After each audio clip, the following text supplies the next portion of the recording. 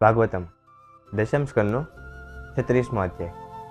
તો આપણે ગત સત્રમાં જોયું કે ગોપીઓ છે એ ભગવાન પ્રત્યે ભાવ પ્રગટ કરે છે એમના ઘરેથી, કારણ કે દિવસે તો ગોપીઓ ભગવાન સાથે વિહાર ના કરી શકે.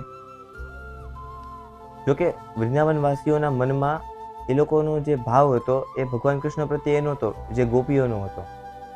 એટલે જો ગોપીઓ દિવસે ભ્રમણ કરવા જાય કૃષ્ણ સાથે તો એ પરપુરુષ સંગ કહેવાય. તો એટલા માટે ગોપીઓ ભગવાન શ્રી કૃષ્ણ સાથે રાત્રે વિહાર કરતી. તો દિવસે એ જે ભગવાનનો વિરહ છે એને કન્ટિન્યુ રહેતો હતો. તો એ લોકો એમના પોતાના ઘરે જ તે કાર્ય કરતા કરતા એકબીજા સાથે, આપણે કેમ અડોશી પડોશી બારીમાંથી વાતો કરવી, એ રીતના ગોપીઓ વાતો કરે છે કે આપણા કૃષ્ણ એટલા મનમોહક છે, એમની ચાલ એટલી મનમોહક છે, એ વાંસળી વગાડે, એમની સેવા મેઘ કરે છે, મોર કરે છે, આ જંગલના પ્રાણીઓ કરે છે, આ બધા વૃક્ષો કરે છે. તો એવી ઘણી બધી વાતો છે ગોપીઓ એકબીજા સાથે કરે છે અને ભગવાન પ્રત્યે ભાવ પ્રગટ કરે છે.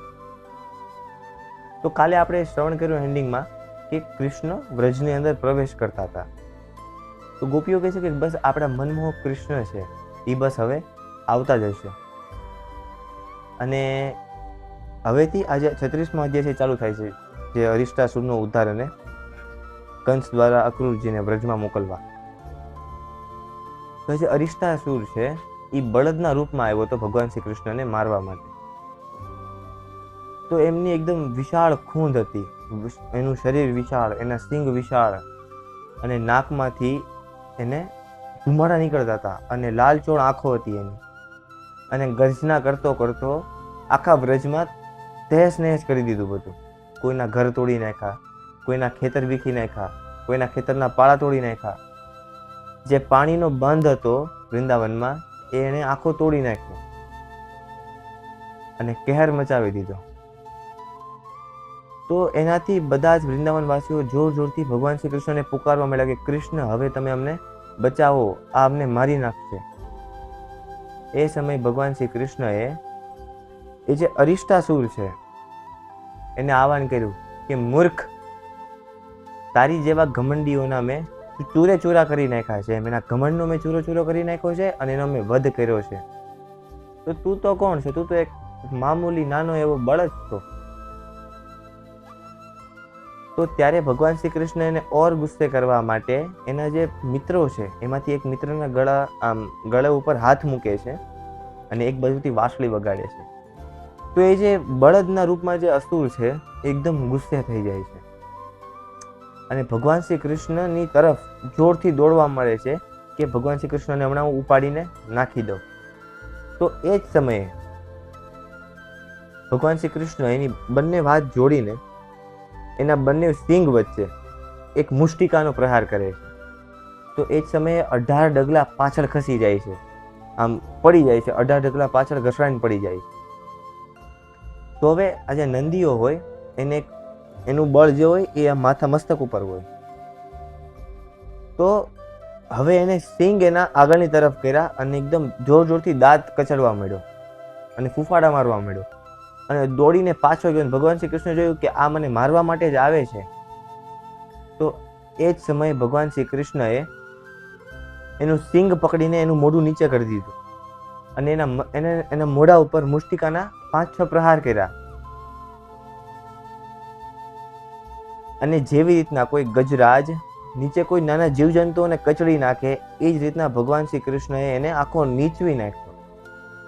અને છતાંય તે એ તડપતો હતો. તો ભગવાન શ્રી કૃષ્ણએ એનું પૂંછડું એના નીચેનો પગ પકડીને એને 4-5 વાર ફેરવીને નીચે પછાડી દીધો અને પછાડીને એના મોઢામાંથી લોહી ઓકવા માંડ્યો અને જોર જોરથી ગર્જના કરતો હતો, કારણ કે એના શરીરમાંથી એ છૂટી નહોતો શકતો. તો એટલું દર્દનાથ એનું જે ભગવાન શ્રી કૃષ્ણ એનો વધ કર્યો, કારણ કે આખા વૃંદાવનમાં એને કહેર મચાવી દીધો. અને વૃંદાવનમાં બધા જ તે ભગવાન શ્રી કૃષ્ણના પ્રેમી હતા. તો ભગવાન શ્રી કૃષ્ણના પ્રેમીને હાનિ કરી એટલે ભગવાન શ્રી કૃષ્ણએ એને એટલી કઠોર મૃત્યુ આપી અને ધીમે ધીમે એના પ્રાણ એટલા કઠણાઈથી એના પ્રાણ ગયા. અને નિયમ જ છે કે ભગવાન જેનો ઉદ્ધાર કરે એ ભગવાનનું થઈ જાય છે. તો જે અરિષ્ટાસુર છે એ ભગવાનના ધામમાં સીધાવી દે છે. તો હવે આગળ જે આ અક્રૂરજી છે એ વ્રજમાં આવે છે કૃષ્ણને બલરામને લેવા માટે. આ એક કંસની યોજના હોય છે. તો કંસને તો આવું કંઈ મનમાં હતું નહીં કે મારો કાળ છે એ વૃંદાવનમાં જતો રહ્યો છે કે એવું કંઈ. તો નારદજી ત્યાં પ્રગટ થાય છે એને ત્યાં કંસના મહેલમાં, ને કંસને કહે છે કે તારી સાથે ખોટું થયું છે, એમ તારી સાથે એક છલ થયું છે. તો કંસ કહે છે મારી સાથે એને છલ કઈ રીતના?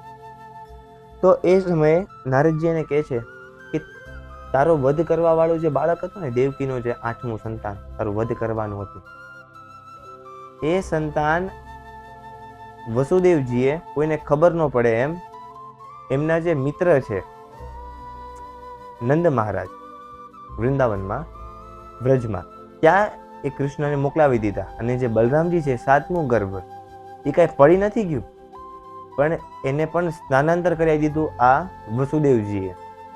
તો તારા જે 2 શત્રુ છે એ હજી જીવિત છે અને તારે એને મારવાના છે. નારદજીને ખબર હતી કે જો હું કૃષ્ણ ભગવાનનું અને કંસનું મિલન નહીં કરાવું તો આ કંસ હજી પાપ કરતો જશે, કારણ કે કંસનું કન્ટિન્યુ હતું. આ કંસ છે, હિરણ્યકશિપુ છે, આ બધાનું એવું હતું કે બ્રાહ્મણો, ગાયો આ બધું જીવવું ન જોઈએ, આ બધાનો વધ કરી નાખવાનો. તો કન્ટિન્યુ આ કૃત્ય, આવું નીચ કૃત્ય એ કરતો જ રહેતો હતો અને એના પાપ વધતા જતા હતા. તો નારદજીનો મનમાં વિચાર આવ્યો કે આ બેનો ભેટો કરાવું અને ભગવાન આનો જલ્દીથી જલ્દી આનો સંહાર કરે. તો નારદજી આટલું કહીને ત્યાંથી અંતર્ધ્યાન થઈ ગયા, એમના પાછા લોકે જતા રહ્યા. અને કંસના મનમાં ક્રોધ આવી ગયો, એકદમ ક્રોધાવેશ થઈ ગયો અને આમ લાલચોળ આંખો અને મોઢામાંથી લાળો પડવા મળે, એટલો ક્રોધમાં આવી ગયો. તો એને હવે કોઈ બીજાને કંસના કોઈ જે દૂતો હોય તો એને લેવા મોકલે તો યશોદાજી ને નંદ મહારાજ ભગવાન શ્રી કૃષ્ણ અને બલરામને ન જવા દે, એટલે એમને અક્રૂરજીને મોકલે છે.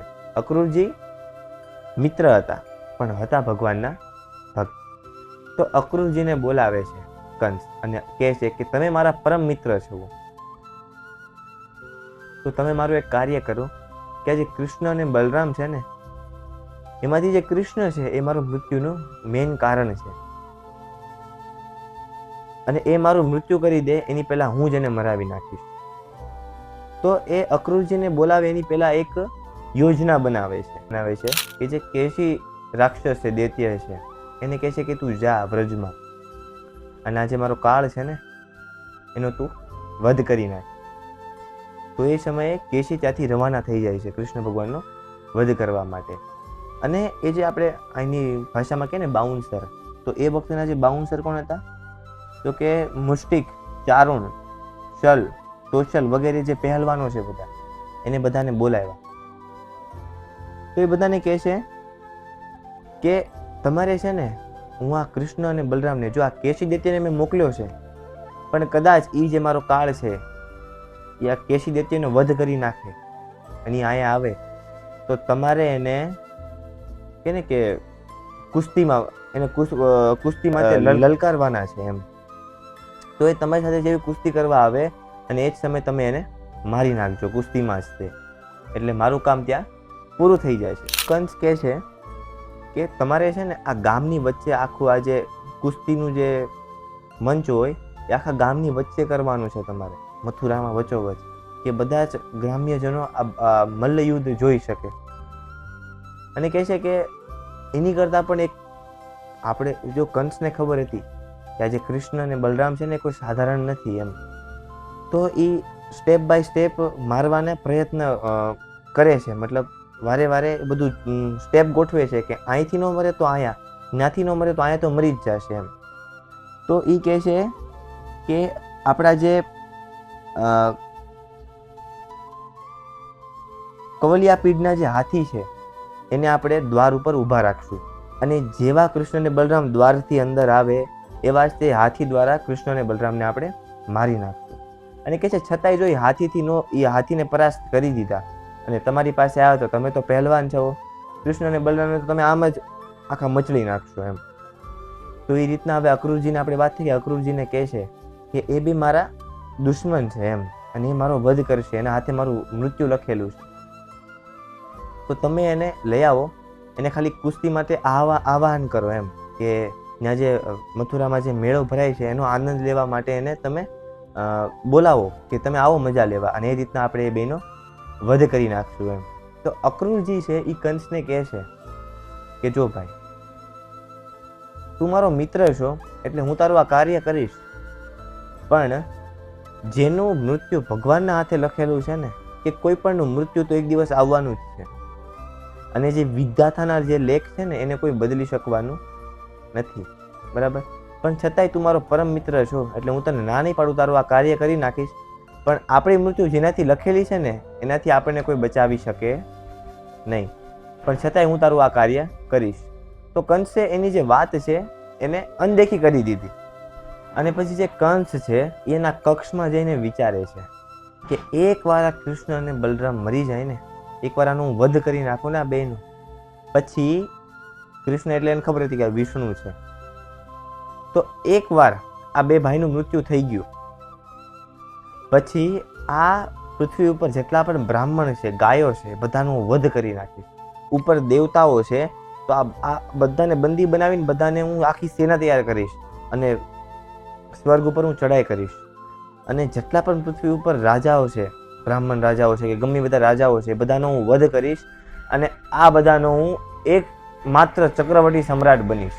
તો હવે કંસ એના કક્ષમાં આવું વિચારતો વિચારતો એને ઊંઘ આવી જાય છે.